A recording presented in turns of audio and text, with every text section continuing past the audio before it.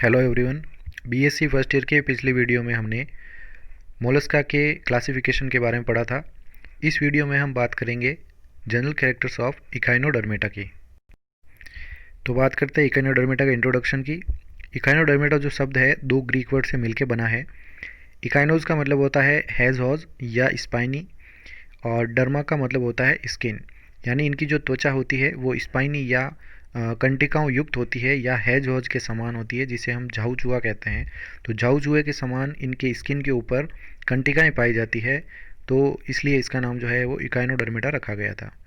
Echinodermata word firstly used by Jacob Klein 1734 for sea urchins.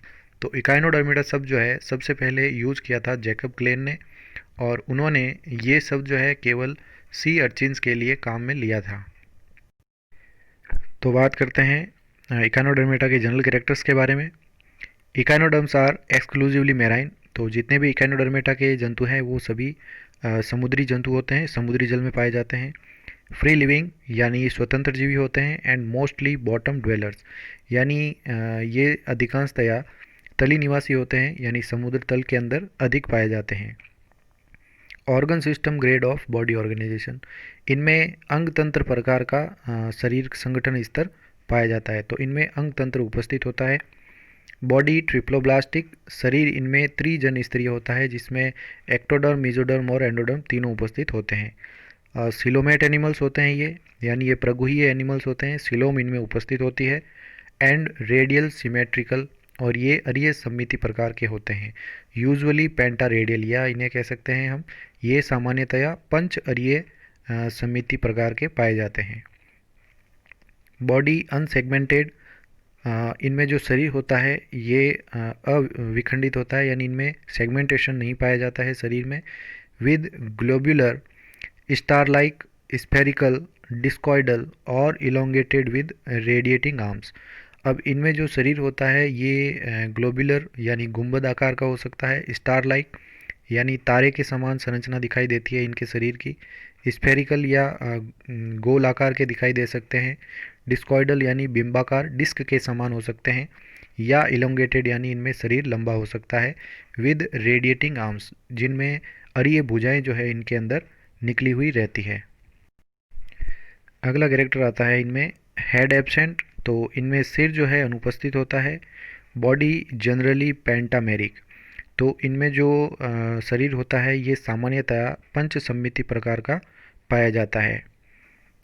Body surface with 5 radial areas marked by ambulacra, तो इनमें जो body surface या शरीर की जो सतह होती है ये इनमें 5 रेडियल एरियाज या 5 अरीय क्षेत्रों में के द्वारा चिन्हित होती है, जिसमें एम्बुलेक्रा यानी विकीर्ण वीथी उपस्थित होती है। विद ट्यूब फीट यानी इनमें नालपाद पाए जाते हैं। एंड 5 इंटर रेडियल एरियाज, और इनमें 5 अंतराअरीय जो है क्षेत्र पाए जाते हैं, और जिसका नाम होता है इंटर एम्बुलेक्रा, या इसे कह सकते हैं हम अंतराअरीय विकीर्ण वीथी क्षेत्र पाए जाते हैं। तो ये इनका मेन कैरेक्टर है कि इनमें विकीर्ण वीथी जो है वो उपस्थित होते हैं और ट्यूब फीट पाए जाते हैं। Endoskeleton is made up of spines, इनका जो अंतःकंकाल होता है ये कंटिकाओं से बना हुआ होता है। एंड कैल्केरियस स्पाइक्यूल्स, और कैल्शियमी कंटिकाओं के द्वारा बना हो सकता है। अगला कैरेक्टर आता है सिलोम एंटेरोसिलिक, यानी इनमें जो प्रगुहा होती है ये आंत्रगुहिक प्रकार की होती है, यानी आर्केंट्रॉन से निर्मित होती है। Consist of ciliated peristomium cavity, जिसके अंदर एक परी अंतरंग गुहा होती है जो सीलिएटेड होती है, यानी पक्षमापी होती है ये गुहा। And cavity of water vascular system, और इसमें जल संवहन तंत्र की गुहा भी सम्मिलित होती है। एंड सिलोमिक फ्लूइड, और इसमें प्रगुहीय द्रव भी इसके अंदर उपस्थित होता है। विद सिलोमोसाइट्स यानी प्रगुहीय कोशिकाएं भी इनके अंदर पाई जाती है। तो सिलोम के अंदर ये सभी फैक्टर्स जो है वो उपस्थित होते हैं। लोकोमोशन बाई पोडिया, इनमें जो गमन होता है ये पोडिया के द्वारा यानी पादाब के द्वारा होता है, और इन्हें कहते हैं ट्यूबफीड या नालपाद इन्हें कहा जाता है। विद वाटर वेस्कुलर सिस्टम, जिसमें जल संवहन तंत्र होता है। और एम्ब्यूलेक्रल सिस्टम, या इसे हम वीथी तंत्र भी कहते हैं, यूजुअली विद ए मैड्रीपोराइट। और वीथी तंत्र में एक मैड्रीपोराइट या प्ररंध्रक भी उपस्थित होता है जो कि इनके मध्य भाग में पाया जाता है। नर्वस सिस्टम विदाउट ब्रेन, इनमें जो तंत्रिका तंत्र होता है इसमें ब्रेन जो है वो एब्सेंट होता है, but with a circum oral ring, लेकिन इसमें एक परिमुखीय वलय होती है। परिमुखीय का मतलब है मुख के चारों ओर एक रिंग शेप में नर्व पाई जाती है, उसे हम सर्कम ओरल रिंग कहते हैं। तो इसमें ब्रेन नहीं होता है लेकिन परिमुखीय वलय उपस्थित होती है। एंड रेडियल नर्व्स, और अरीय तंत्रिकाएं होती है। तो जो इनमें भुजाएं निकली होती है उनके अंदर भी ये तंत्रिकाएं उपस्थित होती है, तो उन तंत्रिकाओं को रेडियल नर्व्स कहा जाता है। Sense organs are poorly developed, अब इनमें जो संवेदी अंग होते हैं वो बहुत ही कम विकसित होते हैं। एलिमेंट्री कैनाल स्ट्रेट और कॉइल्ड, अब इनके अंदर जो आहार नाल होती है ये या तो सीधी हो सकती है या कॉइल्ड यानी कुंडलित प्रकार की उपस्थित होती है। रेस्पिरेटरी ऑर्गन्स इंक्लूड डर्मल ब्रैंकी, अब इनके अंदर जो श्वसन के लिए जो अंग होते हैं इनमें उपस्थित होते हैं डर्मल ब्रैंकी, या इन्हें कहते हैं चर्मीय क्लोम। ट्यूबफिट यानी नालपाद इनके अंदर भी श्वसन का काम करते हैं। रेस्पिरेटरी ट्री, या इन्हें कह सकते हैं श्वसन वृक्ष के रूप में इनके अंदर हो सकता है, या फिर ये होते हैं बरसी, या इन्हें कहते हैं प्रपुटियाँ।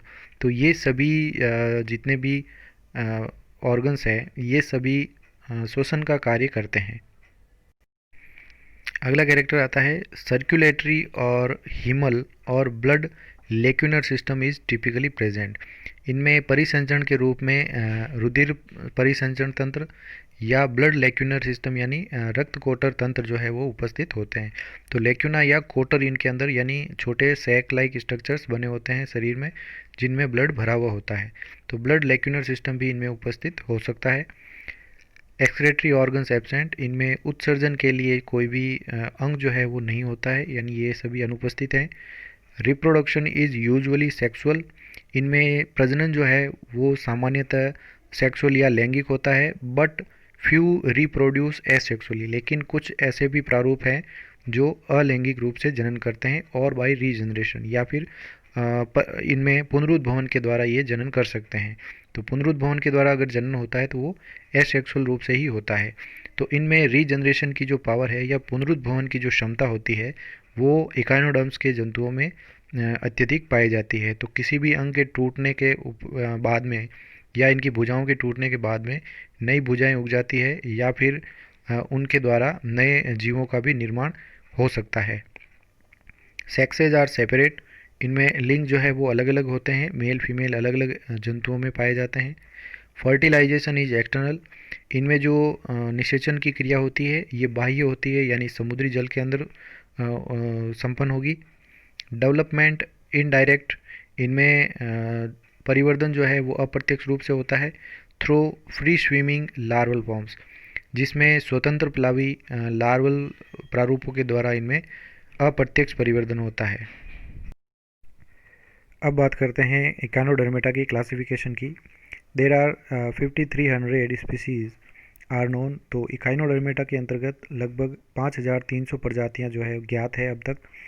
डिवाइडेड इनटू 2 सब फाइलम, इसे 2 सब फाइलम के अंदर या उपसंघों में बांटा गया है। सब फाइलम फर्स्ट जो है ये आता है एल्यूथेरोजोआ, और दूसरा सब फाइलम आता है पैल्मेटोजोआ। तो सबसे पहले बात करते हैं सब फाइलम फर्स्ट एल्यूथेरोजोआ की।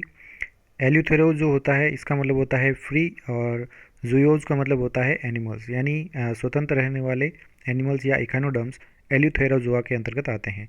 फ्री लिविंग इकानोडर्म्स एनिमल, यानी स्वतंत्र रहने वाले इकानोडर्म जंतु आते हैं। अब इसे 4 क्लासोज के अंतर्गत बांटा गया है। फर्स्ट इसकी क्लास आती है एस्टिरोइडिया, दूसरी आती है ऑफ्यूरोइडिया, थर्ड आती है इकाइनोइडिया, और फोर्थ आती है होलोथुरोइडिया।